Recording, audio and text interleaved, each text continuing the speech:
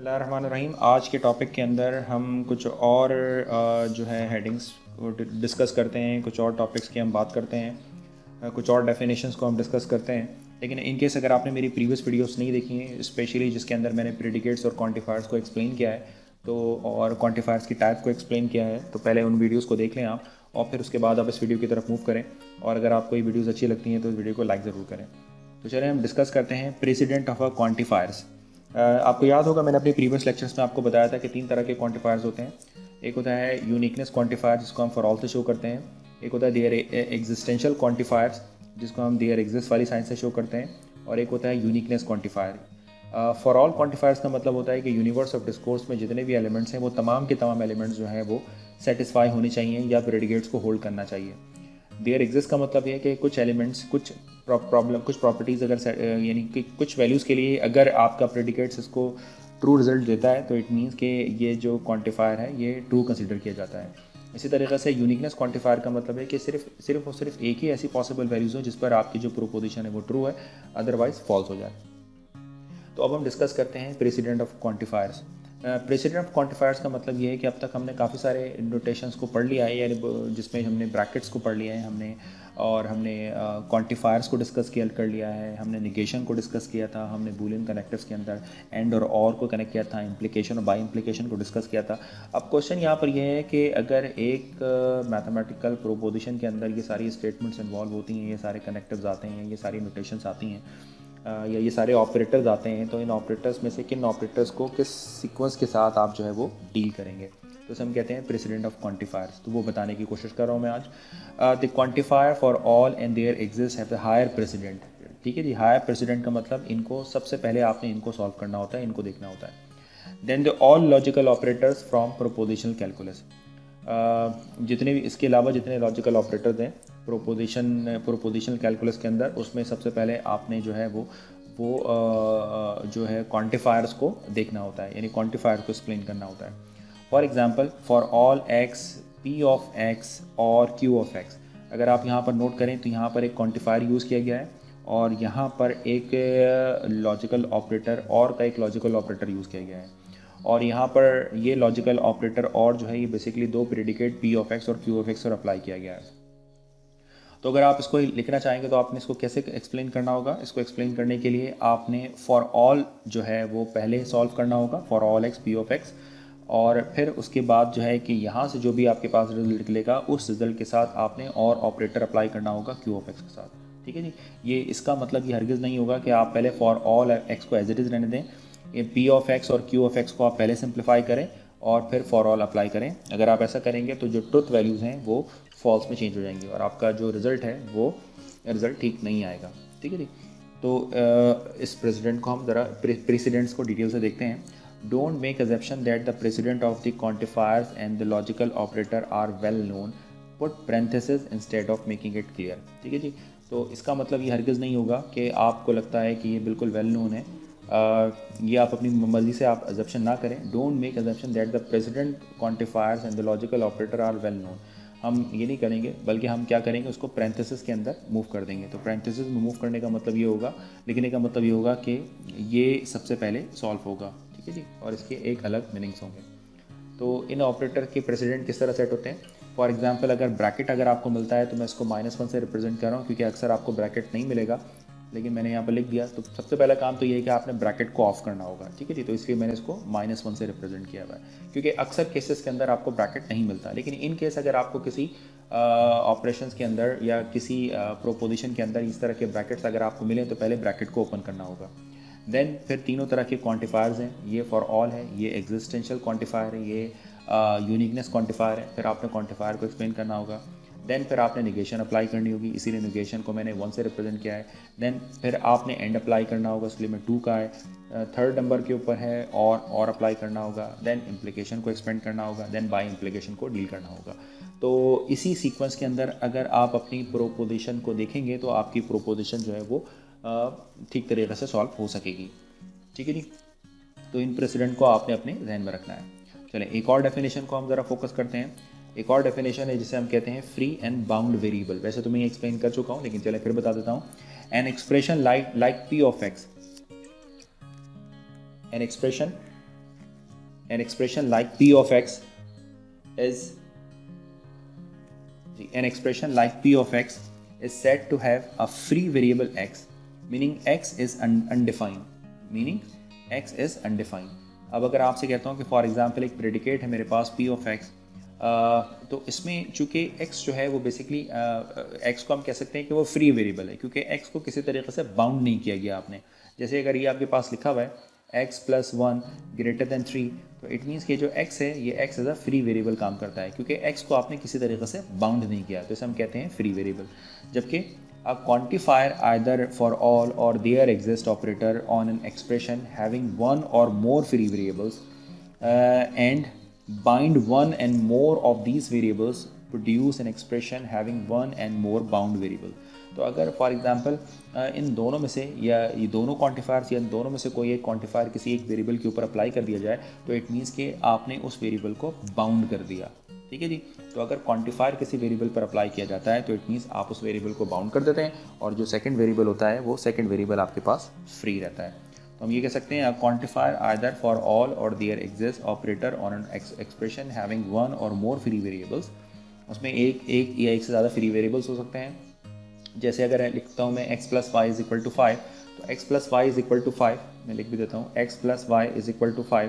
तो अगर आप नोट करें तो यहाँ पर x + y = 5 जो है वो इसमें दो फ्री वेरिएबल्स हैं, लेकिन अगर आप इन दोनों फ्री वेरिएबल्स को हम कर देते हैं for all x and for all y करते हैं, तो इट मीन्स कि आपने इन फ्री वेरिएबल्स को इन क्वांटिफायर्स की मदद से बाउंड कर दिया, तो ये आपके पास बाउंड हो जाते हैं। ठीक है जी। अगर क्वांटिफायर नहीं लगाया जाएगा तो फ्री होंगे, अदरवाइज वो फिर बाउंड हो जाते हैं। तो उम्मीद है आपको फ्री और बाउंड वेरिएबल का कॉन्सेप्ट मिल गया होगा। आगे बढ़ते हैं, एक बाइंडिंग के ज़रा एग्जांपल्स भी पढ़ लेते हैं। सपोज कीजिए कि लिखा हुआ है p of x, y has 2 free variables. ठीक है जी। जैसे ये लिखा हुआ है x + y = 5, तो इसका मतलब ये है कि यहाँ पर x और y जो है वो दो फ्री वेरिएबल्स हैं। इसी तरीके से फॉर ऑल x, अगर मैं कहता हूँ for all x p of x, y, तो for all x p of x, y में आपने x के लिए जो है वो क्वांटिफायर यूज़ किया है, तो इसका मतलब है कि x को आपने बाउंड कर दिया, जबकि y जो है वो अगेन फ्री वेरिएबल है। तो has one free variable and one bound variable x, one free variable y, there is one free variable y and one bound variable x। ठीक है जी। Similarly अगर ये लिखा हुआ है p of x where x is equals to 3 is another way to bind x। अगर आपके पास predicate मौजूद है और आप यहाँ पर लिख देते हैं कि x is equal to 3, यानी आप यहाँ पर किसी तरह का कोई क्वांटिफायर यूज़ नहीं कर रहे हैं, तो इट मीन्स इस तरीके से भी बाउंड किया सकता है। वैसे x = 3 भी जो होता है वो बेसिकली जो है वो आपका एग्जिस्टेंशियल क्वांटिफायर के पॉइंट में आता है, क्योंकि इसका मतलब ये होता है कि x = 3 के लिए ये प्रोपोजिशन सेटिस्फाई हो रही है, तो इस तरह आप इसको बाउंड कर सकते हैं। An expression with 0 free variables is bona fide, यानी एक ऐसी एक्सप्रेशन जिसके अंदर और एक्चुअल प्रोपोजिशन जिसके अंदर कोई ज़ीरो फ्री वेरिएबल्स हों। फॉर एग्जांपल अगर मैं आपसे कहता हूँ कि ये आपके पास एक प्रॉब्लम है x + y = 5, और मैं यहाँ पर लिखता हूँ फॉर ऑल x और y को मैं फ्री छोड़ देता हूँ, तो इट मीन्स कि इसके अंदर एक फ्री वेरिएबल मौजूद है। तो एक ऐसी एक्सप्रेशन जिसके अंदर जो है वो कोई भी फ्री वेरिएबल ना हो, for example for all x there exist y, अगर मैं इस तरह लिखता हूँ तो अगर आप नोट करें तो मैंने x को भी बाउंड कर दिया और y को भी बाउंड कर दिया। अब यहाँ पर कोई भी फ्री वेरिएबल एग्जिस्ट नहीं करता, तो इस तरह के एक्सप्रेशन का खास नाम इसे कहते हैं बोनाफाइड और एक्चुअल प्रोपोजिशन। ठीक है जी। फिर इसी तरीके से N expression with one or more free variables is still only a predicate. तो अगर आपके पास एक से ज़्यादा फ्री वेरिएबल्स मौजूद हैं तो ये प्रेडिकेट होगी, ये प्रोपोजिशन नहीं होगी। ध्यान में रखना है इस बात को।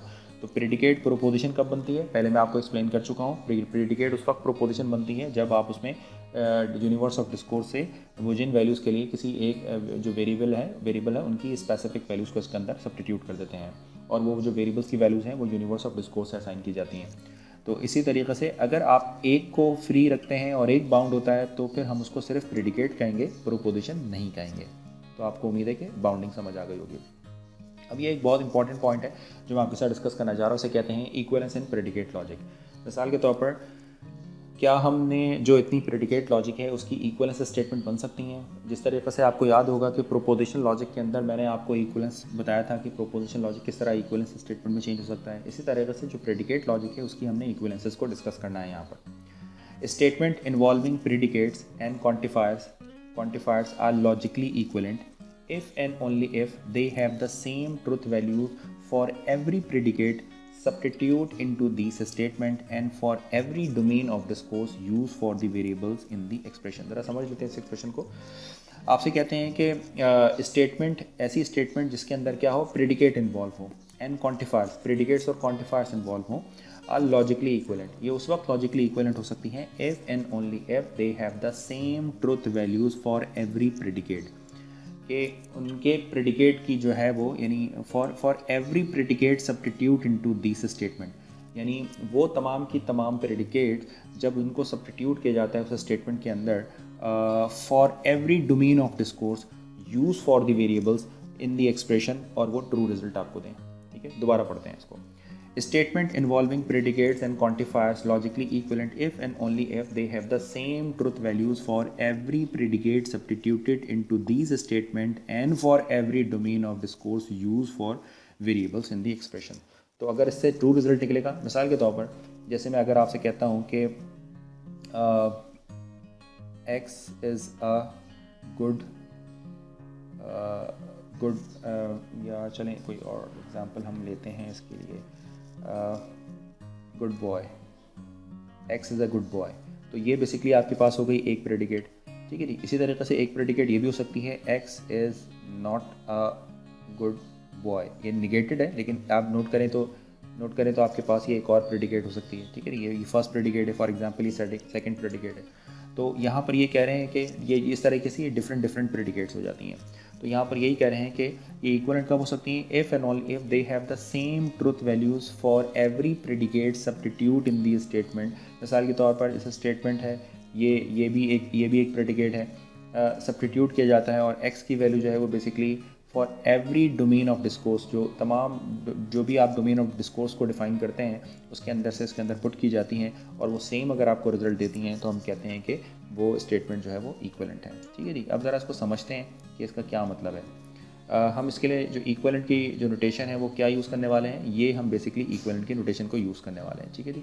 ये जो इक्वल टू की साइन होती है उसके ऊपर एक और बार अगर आप लगा दें तो इसका मतलब है कि s इक्वलेंट टू t, यानी जो s और t जो दो प्रेडिकेट्स हैं ये एक दूसरे के लॉजिकली इक्वलेंट है, इनके ट्रुथ टेबल सेम आएंगे। अब ज़रा समझते हैं इसको। ये लिखा हुआ है मिसाल के तौर पर for all x double negation s of x। ये मैं आपसे कह रहा हूँ कि ये जो है वो for all x s of x के इक्वल होता है। तो क्या ये इक्वल है? अब मिसाल के तौर पर अगर आपसे कहें कि ये s ऑफ x जो है ये बेसिकली एक प्रेडिकेट है। ठीक है जी, ये ऐसे, और ये डबल निगेशन के बाद जो है वो एक दूसरी प्रेडिकेट है।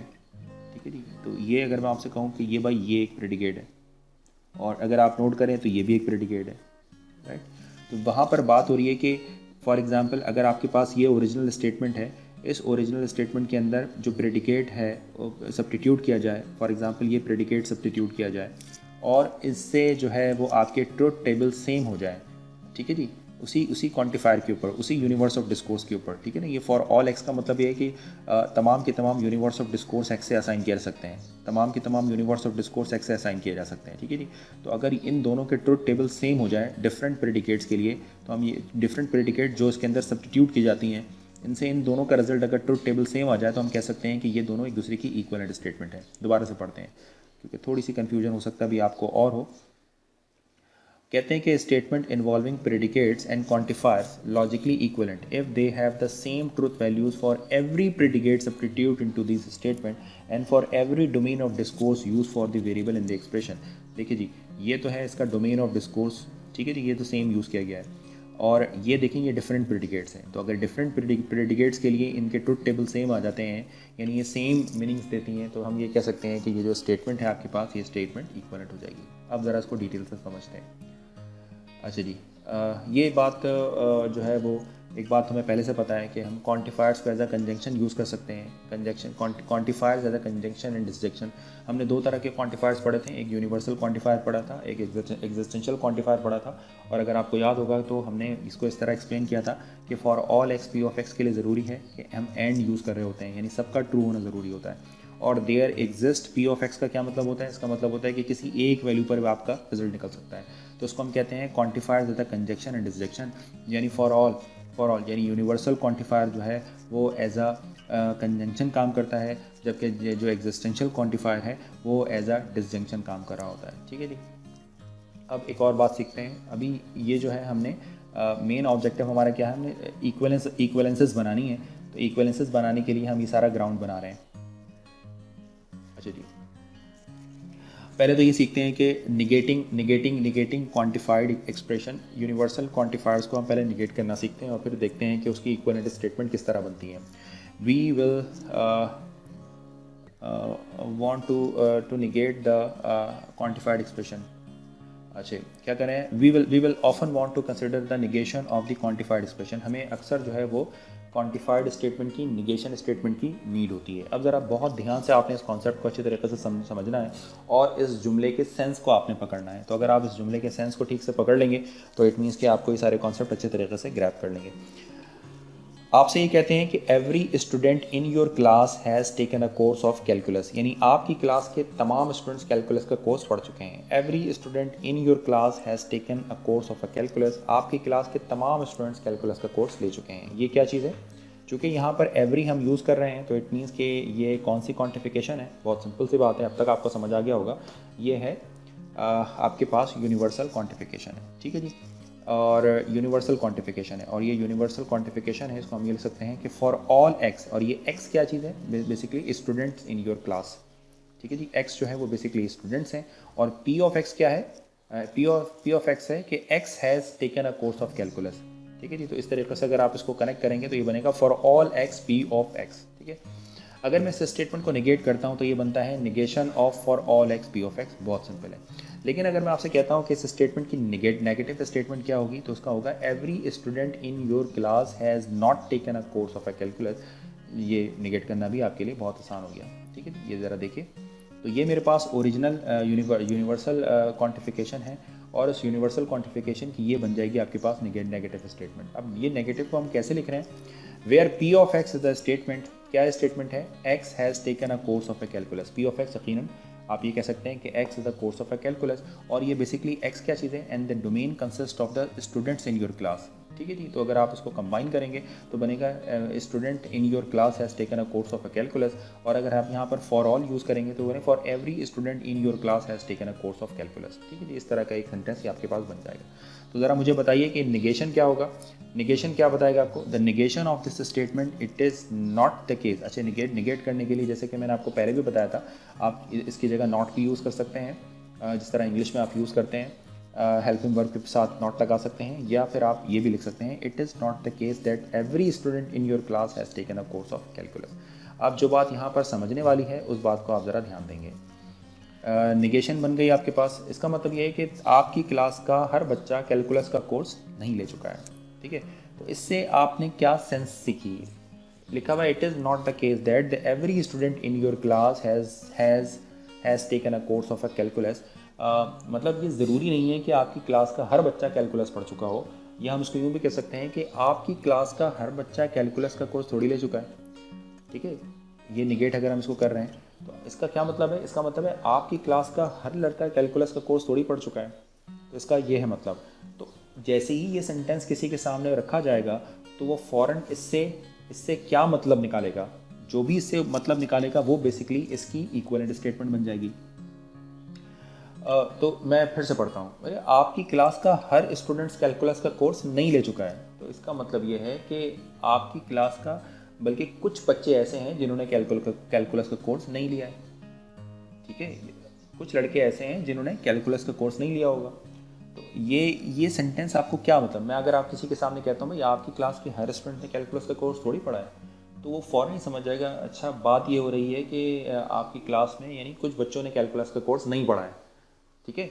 तो हम इस सेंटेंस को, या हम ये कह सकते हैं कि आपकी क्लास के कुछ बच्चों ने कैलकुलस का कोर्स पढ़ा है। लेकिन इस नेगेटिव सेंटेंस से क्या, चूँकि ये तो ऑलरेडी निगेशन है कि यार आपकी क्लास के सारे स्टूडेंट्स ने कैलकुलस का कोर्स थोड़ी पढ़ा है। Not every students in your class has taken the course of a calculus. कि आपकी क्लास के तमाम स्टूडेंट्स ने कैलकुलस का कोर्स नहीं पढ़ा है, तो इट मीन्स कि बल्कि कुछ लड़के ऐसे हैं जिन्होंने कैलकुलस का कोर्स नहीं पढ़ा है, हम इसको यूँ भी कह सकते हैं। तो वो फ़ौरन जो बंदा होगा वो इस चीज़ को रिस्पॉन्ड करेगा, कि वो इस चीज़ को रियलाइज़ करेगा। मैं फिर से बताता हूँ, कोशिश कर रहा हूँ कि इसको सिंपल एग्जांपल से आपको बताऊँ। कह रहे हैं कि every student in your class has taken a course of a calculus. तो ठीक है जी, बात है। तो इसका मतलब ये है कि आपकी क्लास का हर स्टूडेंट्स कैलकुलस का कोर्स नहीं पढ़ चुका है। तो उसका मतलब है, बल्कि इसका क्या मतलब है, दूसरा बंदा क्या समझेगा, दूसरा बंदा ये समझेगा से ही सेंस जनरेट होगी। मतलब कुछ बच्चों ने कैलकुलस का कोर्स नहीं पढ़ा है, इसका मतलब है, यानी सारे बच्चों ने कैलकुलस का कोर्स नहीं, बल्कि कुछ बच्चों ने कैलकुलस का कोर्स नहीं पढ़ा, क्योंकि आपकी क्लास का हर बच्चा कैलकुलस का कोर्स नहीं पढ़ा, इट मीन कि कुछ बच्चों ने कैलकुलस का कोर्स नहीं पढ़ा। तो इसको हम कह सकते हैं देयर इज़ अ स्टूडेंट, यानी अब जब सम की बात आती है तो आपको पता है कि एग्जिस्टेंशियल क्वांटिफायर उसके अंदर वहाँ पर आ जाता है। आप उसको चाहे तो एक के लिए यूज़ करें, चाहे तो सबके लिए यूज़ करें। There is a student in your class who has not taken a course of a calculus, तो फ़ौरन से ही मतलब जनरेट होगा कि भाई आपकी क्लास के सारे बच्चों ने कैलकुलस का कोर्स नहीं पढ़ा है। Every student in your class has not taken a course of a calculus, तो इट मीन्स हम इसको ये ले सकते हैं कि भाई आपकी क्लास के सारे बच्चों ने कैलकुलस का कोर्स नहीं पढ़ा है। इट मीन्स कि कुछ बच्चों ने तो कैलकुलस का कोर्स नहीं पढ़ा है, कुछ ने पढ़ा होगा। तो इसका मतलब ये कि यहाँ पर हम क्या यूज़ कर सकते हैं, एग्जिस्टेंशियल क्वांटिफायर यूज़ कर सकते हैं। अब वो एग्जिस्टेंशियल क्वांटिफायर कैसे यूज़ हो रहा है कि फॉर एग्जांपल पहले आप जो ओरिजिनल सेंटेंसेस को आप निगेट कर रहे हैं, यानी कह रहे हैं कि आपकी क्लास के सारे बच्चों ने, every student in your class has not, every हटा दें, ये है basically students in your class has not taken the course, ठीक है जी। स्टूडेंट, इसको निगेट करेंगे, सिर्फ इसको निगेट करें पी ऑफ एक्स को, तो ये बनेगा students in your class has not taken a course, यानी तमाम स्टूडेंट्स ने, तमाम नहीं आएगा, स्टूडेंट्स ने कैलकुलस का कोर्स नहीं लिया है। अब यहाँ पर क्या हो रहा है, क्योंकि हम बात कर रहे हैं कुछ स्टूडेंट्स की, तो यहाँ होगा there exist x negation P of x. तो इसका क्या मतलब है, यानी कुछ बच्चे ऐसे हैं जिन्होंने कैलकुलस का कोर्स नहीं पढ़ा है। तो देखिए ये बता रहा है कैलकुलस का कोर्स पढ़ा है, स्टूडेंट्स ने कैलकुलस का कोर्स पढ़ा है, और ये बता रहा है कि स्टूडेंट्स ने कैलकुलस का कोर्स नहीं पढ़ा है। तो यहाँ पर अगर देयर एग्जिस्ट एक्स लग जाता है तो फॉर ऑल में कहते हैं कि तमाम बच्चों ने कैलकुलस का कोर्स नहीं पढ़ा, इससे मतलब है कि कुछ बच्चों ने तो कैलकुलस का कोर्स नहीं पढ़ा, ठीक है। तो इसका मतलब है कि तमाम बच्चों ने कैलकुलस का कोर्स नहीं पढ़ा है। मेरा ख्याल है कि शायद मैं इसको एक्सप्लेन करने में कामयाब हो गया हूँ और मैं आपको इस जुमले की सेंस बता पा रहा हूँ। तो होता ये है कि जब आप फॉर ऑल यानी यूनिवर्सल क्वांटिफायर को निगेट कर रहे होते हैं, तो इसका मतलब ये होता है कि जो आपने ओरिजिनल स्टेटमेंट होती है आपने उसको निगेट करना होता है और देयर एग्जिस्ट लगा देना होता है यहाँ पर, ठीक है जी। तो बल्कि कुछ लड़के ऐसे हैं जिन्होंने कैलकुलस का कोर्स नहीं लिया होगा, ठीक है। फिर से मैं एक दफ़ा पढ़ देता हूँ इस चीज़ को, हो सकता है कि शायद आपके जहन में बैठ जाए। पहली बात ये की है कि every student in your class has taken a course in a calculus. आपकी क्लास का हर लड़का कैलकुलस का कोर्स ले चुका है। जब आप उसको निगेट करते हैं फिर आप कहते हैं कि आपकी क्लास का हर लड़का थोड़ी कैलकुलस का कोर्स ले चुका होगा, तो इससे फ़ौरन से ये सेंस जनरेट होती है कि बल्कि कुछ लड़के ऐसे हैं जिन्होंने कैलकुलस का कोर्स नहीं लिया होगा। तो इट मीन्स कि यहाँ पर ये चीज़ एक्सप्लेन करता है कि कुछ लोग ऐसे हैं जिन्होंने कैलकुलस का कोर्स नहीं लिया होगा, और ये सम स्टूडेंट्स को रिप्रेजेंट करता है। तो ये बहुत इंपॉर्टेंट एक्सप्रेशन है, इसको ध्यान में रखिएगा। इसी तरीके से जब निगेट करते हैं हम एग्जिस्टेंशियल क्वांटिफायर को, तो क्या होता है, suppose we wish to negate the existential quantifier, consider a proposition there is a student in the class who has taken a course of a calculus. तो एक स्टूडेंट आपकी क्लास में कोई एक स्टूडेंट है इस क्लास में जो कैलकुलस का कोर्स ले चुका है, इसका ये मतलब है। तो हम इसको लिख सकते हैं there exist x Q of x. अच्छा, इसको निगेट करना है, तो इसको निगेट करना तो खैर बहुत ही आसान है। तो जब हम इसको निगेशन देखते हैं तो निगेशन क्या बनेगा, the negation of this statement is a proposition. It is not the case that there is a student in the class who has taken a course of a calculus. कोई एक student नहीं है जो इस class में calculus का course ले चुका है, ठीक है। तो इसका ये सेंस निकला कि कोई एक स्टूडेंट नहीं है इस क्लास में जो कैलकुलस का कोर्स ले चुका है। तो इसका मतलब क्या होगा, इसका मतलब ये होगा बल्कि सारी क्लास नहीं कैलकुलस का कोर्स नहीं लिया, सिंपल। फिर से ये सेंटेंस, आप उम्मीद है ये सेंटेंस इनकी सेंस को आप अच्छे तरीके से कैच कर रहे हैं, that every student in the class has not taken the course of calculus। मैं फिर से बताता हूँ, इस एग्जाम्पल को आप फिर से सुने। पहली एग्जाम्पल में अगर आपसे कहते हैं there is a student in the class who has taken a course of a calculus, कोई एक स्टूडेंट है इस क्लास में जो कैलकुलस का कोर्स ले चुका है, ठीक है जी। आप इसको यूनिकनेस के लिए यूज़ कर सकते हैं। इसको अगर आप निगेट करते हैं तो उसका मतलब है कोई एक स्टूडेंट नहीं है इस क्लास में जो कैलकुलस का कोर्स ले चुका है, ठीक है। तो इससे क्या सेंस जनरेट हुई, भाई इससे यही सेंस जनरेट हुई ना, बल्कि सारी क्लास ने कैलकुलस का कोर्स नहीं लिया है। इसका जैसे ही मैं अगर आपसे ये सेंटेंस बोलूँगा तो आप कहेंगे, तो जब इसको किस तरह लिखेंगे, कैलकुलस का कोर्स नहीं लिया है, तो कैलकुलस का कोर्स नहीं लिया है तो इट मीन्स आपने ओरिजिनल स्टेटमेंट को पहले तो निगेट किया, और चूंकि सारी क्लास ने कैलकुलस का कोर्स नहीं लिया है तो इसलिए आप लगाएंगे यहाँ पर for all x Q of x, negation of Q of x, ठीक है जी। तो इसको आप इस तरह लिख सकते हैं कि जब आप जो है वो एग्जिस्टेंशियल क्वांटिफायर को निगेट करते हैं, वो एग्जिस्टेंशियल क्वांटिफायर को निगेट करते हैं, तो ये जो है ओरिजिनल स्टेटमेंट को पहले निगेट करता है और फिर वो फॉर ऑल पर अप्लाई करता है। तो उम्मीद है कि ये दोनों पॉइंट बहुत इंपॉर्टेंट पॉइंट है, आपके अच्छे तरीके से समझ में आ गए होंगे। यही जो चीज़ है इसे हम कहते हैं डिमॉर्गन्स लॉ। ये बात जो हमने की है आपके सामने, इसे कहते हैं डिमॉर्गन्स लॉ। तो डिमॉर्गन्स लॉ फॉर क्वांटिफिकेशन क्या होती है कि negation of for all x P of x जो है ये इक्वल होता है there exist x negation of P of x. इसी तरीके से negation of there exist x P of x क्या होता है, ये होता है for all x negation of P of x.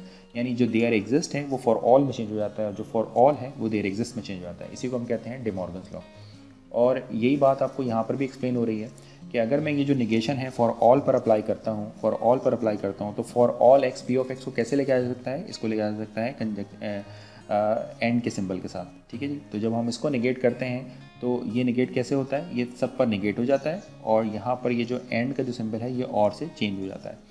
इसी तरीके से जब there exist x P of x में क्या होता है, पहली बात ये है कि देयर एग्जिस्ट में क्या होता है कि हम यहाँ पर और कनेक्टिव यूज़ कर रहे होते हैं और जब आप उसको निगेट करते हैं, देखिए हमने और कनेक्टिव्स को यहाँ पर यूज़ किया है और जब हम इसको निगेट कर रहे होते हैं तो ये निगेशन तमाम वैल्यूज़ पर अप्लाई होता है और जो और की साइन है वो एंड में चेंज हो जाती है। ठीक है, तो ये पॉइंट भी आपने अपने जहन में रखना है।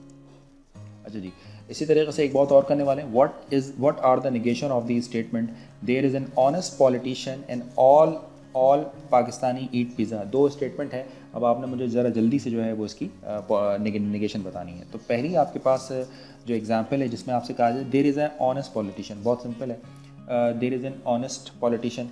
तो हम यहाँ पर क्या सपोज कर रहे हैं कि एच ऑफ एक्स जो है, H of x denote H of x जो प्रेडिकेट हम ले रहे हैं एक्स इज़ ऑनेस्ट हो गया। ठीक है, the statement there is an honest politician represented by, चूँकि देयर इज़ एन है यहाँ पर एक की बात हो रही है तो यहाँ पर आपने क्या करा, एग्जिस्टेंशियल क्वांटिफायर को यूज़ किया। तो there exist x H of x हो जाएगा और जो डोमेन ऑफ ये डोमेन क्या होगा वो और पॉलिटिशियन यहाँ पर आ जाएगा। तो इसका मतलब है कि there exist x H of x, इसका मतलब है there is an honest politician, यहाँ पर एक ऑनेस्ट पॉलिटिशियन है। अच्छा जी, अब ज़रा इसको जल्दी से निगेट कीजिए और मुझे बताइए सेंटेंस की सेंस क्या होगी। जब आप इसको निगेट करते हैं तो बहुत सिंपल है, आपने यहाँ पर निगेशन अप्लाई कर लिया। अब ये negation according to Boolean law किसके इक्वल होगा कि ये जो ओरिजिनल स्टेटमेंट है पहले आपने इसको निगेट करना होगा, इसको फॉर ऑल के ऊपर अप्लाई कर देना होगा, जैसे कि ऊपर मैंने आपको बताया। तो अब आपने मुझे सिर्फ ये एक्सप्लेन करना है कि इसका क्या मतलब है। तो पहले तो ये बताएं कि ये लिखा हुआ है ऑल पॉलिटिशियंस आर, सॉरी क्या है, हाँ जी, ये there is an honest politician. तो इसका मतलब ये है कि जो है आप ये कह रहे हैं कि यानी कुछ पॉलिटिशियंस जो हैं, there is an honest politician का मतलब एक या कुछ की बात करें, कुछ पॉलिटिशियन ऑनेस्ट होते हैं, इसका मतलब ये है कि कुछ पॉलिटिशियन ऑनेस्ट होते हैं। अब आप मुझे बताएं कि इसकी नेगेटिव क्या बनेगी। तो इसकी नेगेटिव क्या बनेगी, इसकी नेगेटिव क्या बनेगी, कुछ पॉलिटिशियन ही डिसऑनेस्ट होते हैं। इसकी नेगेटिव क्या बनेगा, कुछ ऑनेस्ट नहीं होते हैं, तो उसको हम कह सकते हैं कि डिसऑनेस्ट होते हैं। तो इसको जब हम निगेट करेंगे तो there is not an honest politician, या हम कह सकते हैं देयर इज़ सम कह सकते हैं। तो कुछ पॉलिटिशियंस ही डिसऑनेस्ट ही नहीं होते हैं, कुछ पॉलिटिशियन ही डिसऑनेस्ट नहीं होते हैं। ठीक है, तो यानी ऑनेस्ट नहीं होते हैं। अच्छा जी, अब ये इससे क्या होगा, इसका मतलब होगा फॉर ऑल एक्स, बल्कि सारे पॉलिटिशियन ही डिसऑनेस्ट हैं। ठीक है, अब ज़रा ध्यान से इस चीज़ को समझें क्योंकि ये बड़ी इंपॉर्टेंट पॉइंट है। यहाँ पर आप कह रहे हैं कि there is an honest politician, ठीक है जी, इसको निगेट कर रहे हैं आपको, there is not an honest politician, कि कुछ पॉलिटिशियंस जो हैं वो कुछ पॉलिटिशियन ही डिसऑनेस्ट नहीं है, देयर इज़ एन ऑनेस्ट, कुछ पॉलिटिशियन ही डिसऑनेस्ट हैं। तो इसका ये मतलब हुआ। और ये क्या कह रहा है कि एच क्या है आपके पास, एक्स इज़ ऑनेस्ट। तो ये जब निगेट करते हैं तो एच इज़ डिसऑनेस्ट हो जाता है, बल्कि तमाम के तमाम पॉलिटिशियन ही डिसऑनेस्ट है। ठीक है जी, तो ये इसको इस तरह निगेट कर रहा होता है। यानी हम बात ये कर रहे हैं कि कुछ पॉलिटिशियन जो है वो ऑनेस्ट है। ठीक है जी, और निगेट करते हैं तो इसका मतलब होता है कुछ पॉलिटिशियन जो है वो ऑनेस्ट नहीं है, या कह सकते हैं कि कुछ पॉलिटिशियन ही डिसऑनेस्ट हैं। तो अगर मैं कहता हूँ यार कुछ पॉलिटिशियन ही डिसऑनेस्ट हैं, तो इसको आप यूँ सपोज करेंगे यार ऑलमोस्ट सारे पॉलिटिशियन ही डिसऑनेस्ट हैं, सारे पॉलिटिशियन ही डिसऑनेस्ट है, तो उसको आप इस तरीके से एक्सप्रेस कर सकते हैं। ठीक है, तो ये बेसिकली आपके पास बनेगी। ज़रा जल्दी से पढ़ लेते हैं इसको। The negation can be express for all and every politician are dishonest, for all and every politician are dishonest. ठीक है जी, in English the statement all politician are not honest is an ambiguous, तो इसकी जगह dishonest use करना ज़्यादा बेहतर है। In common uses, the statement often mean not all politicians are honest. Consequently, we don't use the statement express this negation. ठीक है जी, ये पॉइंट बहुत सिंपल है, आपको एक्सप्लेन कर दिया। इसी तरीके से एक और एग्जांपल है उस एग्जाम्पल के अंदर मैं आपको क्या बता रहा हूँ, उस एग्जाम्पल में बता रहा हूँ कि सपोज़ कीजिए कि let C denote x eat pizza, then the statement all Pakistani eat pizza is represented for all x p of x where the domain consists of all Pakistani. इसका negation क्या होगा? The negation of this statement for all x c of x which is equivalent to there exists x negation c of x. The negation can be expressed the several different ways including, कैसे हम इसको express कर सकते हैं? इसको हम express कर सकते हैं कि some Pakistani don't eat pizza and there is a Pakistani who don't eat pizza. ठीक है जी। तो उम्मीद है कि आपको आज का लेक्चर मेरा समझ आ गया होगा। जो इंपॉर्टेंट पॉइंट्स हैं इसके अंदर वो जहन में रखिएगा।